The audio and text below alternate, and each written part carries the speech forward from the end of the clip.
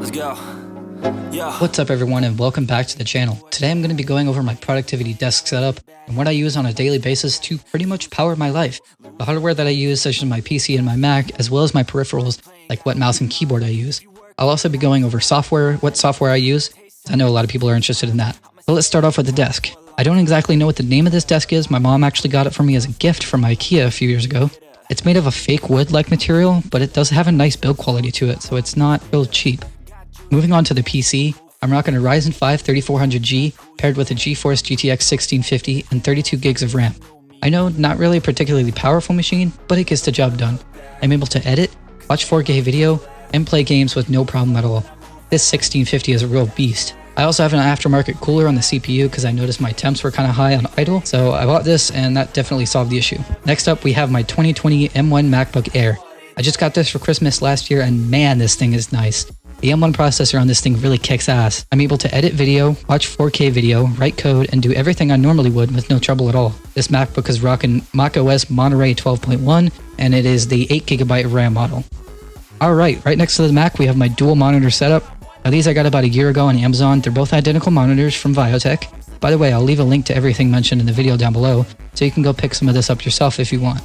But yeah, they're not really too high-end monitors, but I'd say they do pretty well. They're both 120Hz and AMD FreeSync compatible, so they'll definitely take care of your gaming needs. Over next to the monitors, we have my Xbox. Now I do mostly game on PC, but I do enjoy some console gaming every once in a while. As far as my controller, I have this custom faceplate I got on Amazon. I'll see if I can find it and link it below. Alright guys, so let's talk peripherals.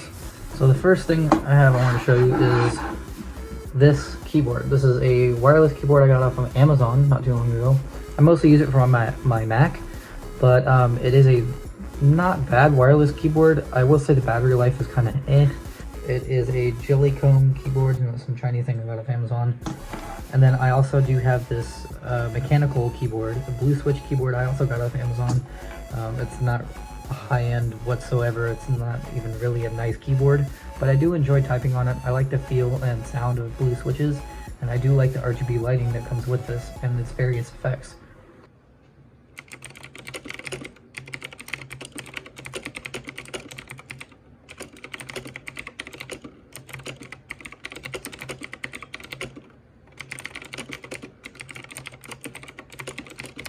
Alright, next up is my mouse. This is the Logitech G604 Lightspeed wireless mouse, and I actually quite like it. It has many buttons on the side, macros, that I can pretty much set up to anything. It's powered by a single AA battery, and it actually lasts quite long. It also has the frictionless mouse wheel, so if I press this button and spin the mouse wheel, it will just keep on going. Alright guys, so let's talk software. So I'm going to go over a few things that I use on a daily basis on my Mac, starting with Notion. Notion is a great task management app. You could use it for pretty much anything. You can use it from writing notes to creating calendars and lists of things to do. I personally use it to log my days and write down everything I need to get done. So I have this daily to-do list that I need to, everything I need to get done for the day.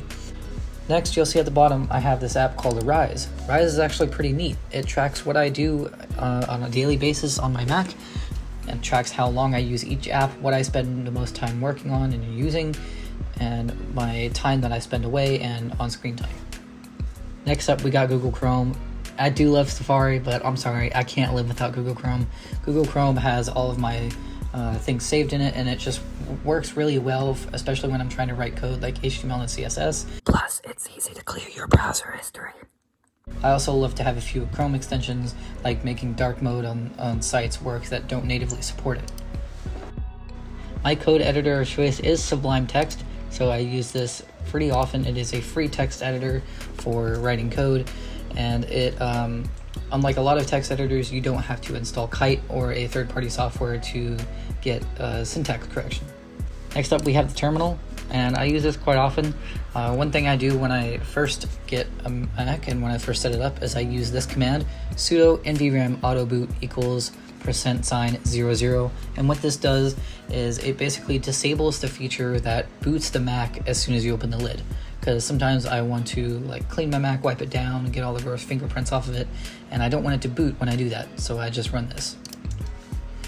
Next up, I have the Word, Outlook, Excel, all that good stuff. Teams that I use for school. Slack, I don't actually use that often. Of course, iMessage, I gotta have that. And here's my Discord. This is my server. I use Discord pretty often, mostly to talk with friends, play with some bots every now and then. I also have this server here that I check weather on. I have a Twitter bot that I wrote myself that posts in here every now and then using the TweetShift bot. And then as far as video editing goes, I have iMovie. iMovie is what I use. I used to use Final Cut Pro. I used it for quite a while, but I'm a broke bitch and I don't have the money to be spending on Final Cut Pro, so I use iMovie. The interface is very simple. It's very similar to Final Cut, and I actually enjoy it. It's easy to get work done. I find my workflow doesn't take too long, and all I'll do is record footage on my phone at 4K 60 and just airdrop it to my Mac, and we're all good to go. Editing me here. What's up, guys? Just a little reminder, click that subscribe button. Like, please. It's not that hard. Just fucking click. And there you have it, guys. That is my productivity desk setup for 2022. It's likely to change a little bit, but not that much. And yo, that's kind of sus. Chill out with that, bro. Socks on, for real. I've been working on this setup for years to get it just perfect how I like it, and I'm thinking it's in a pretty good spot right now. So if you guys want anything else for me to cover, you want to know anything at all, just leave a comment. I'll be sure to get back to you. But other than that, keep it real, guys. Thanks for tuning in, and see you next time.